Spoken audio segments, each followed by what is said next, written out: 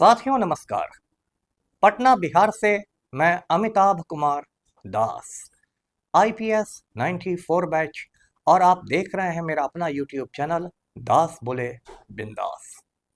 साथियों, इस चैनल में मैं आपको ऐसी जानकारियां भी देता हूं जिनको जानना लोगों के लिए जरूरी है, लेकिन जिनको ज़्यादातर लोग नहीं जानते। आज मैं आपको मैथिली भाषा के महाकवि लाल दास की कहानी सुनाऊंगा। ये बहुत रोचक और ज्ञानवर्धक वीडियो है, इसे आखिर तक दिल थाम कर देखिए। साथियों, आज है 9 फरवरी। आज महाकवि लाल दास की जयंती है, यौम पैदाइश है। आज के दिन ही सन 1856 में लाल दास का जन्म हुआ था।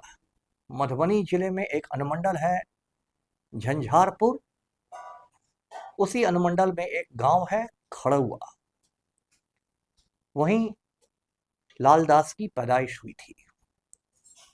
संयोग से खड़ुआ में मेरी एक दीदी का ससुराल भी है। ये जो लाल दास थे, इनके बचपन का नाम था चूड़ामणि लाल दास, और इनके जो दादाजी थे वो दरभंगा राज के मुलाजिम हुआ करते थे। इनके पिता का नाम था बचकन लाल दास। ये जो चूड़ामणि लाल दास थे, ये पढ़ने लिखने में बहुत तेज थे और 4 भाषाओं पर इनका अधिकार था: संस्कृत, हिंदी, मैथिली और फारसी।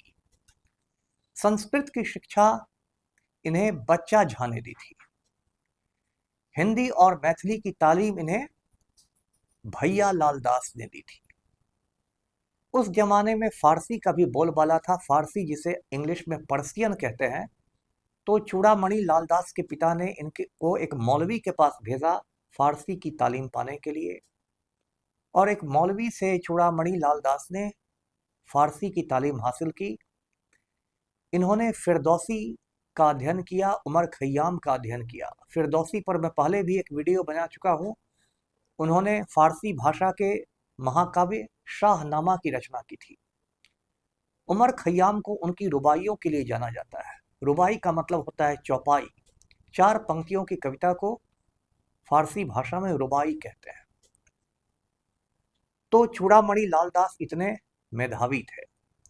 फिर चूड़ामणि लाल दास पर महाराजा रामेश्वर सिंह की नजर पड़ी, जो दरभंगा के महाराजा थे।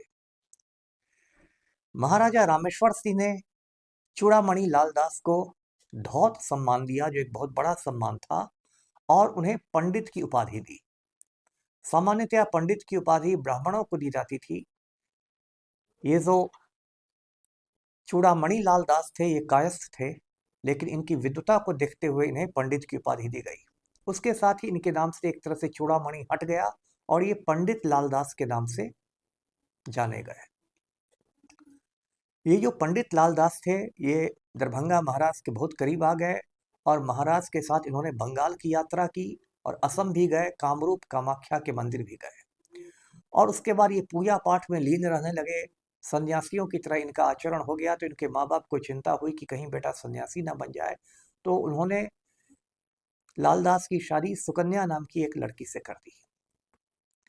लालदास ने अपनी रोजी रोटी के लिए दरभंगा राज के मुहाफिज ऑफिस में काम किया।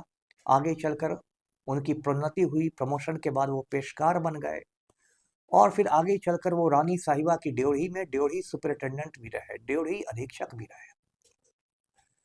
ये जो महाकवि लाल दास थे, ये बहुत बड़े विद्वान थे, और इनके बारे में कहते हैं इन्होंने 18 ग्रंथों की रचना की, और 5 ग्रंथ इनके अधूरे रह गए। इनका जो पहला ग्रंथ है वो है मिथिला महात्म्य, जो हिंदी में लिखा गया ग्रंथ है। इसके अलावा महाकवि लाल दास ने रामेश्वर चरित्र मिथिला रामायण लिखा। साथियों, सामान्यतया रामायण में 7 कांड होते हैं, लेकिन महाकवि लाल दास के मिथिला रामायण में 8 कांड है। उन्होंने अपनी ओर से एक पुष्कर कांड भी उसमें जोड़ दिया था। इसके अलावा महाकवि लाल दास ने जानकी रामायण लिखा 3 खंडों में। इस रामायण की खासियत यह है कि इस रामायण में राम की जगह सीता को केंद्र में रख के लिखा गया है। आप जानते हैं कि सीता भी मिथिला की बेटी ही थी, जनक की बेटी थी, इसलिए उसको जानकी कहा गया है।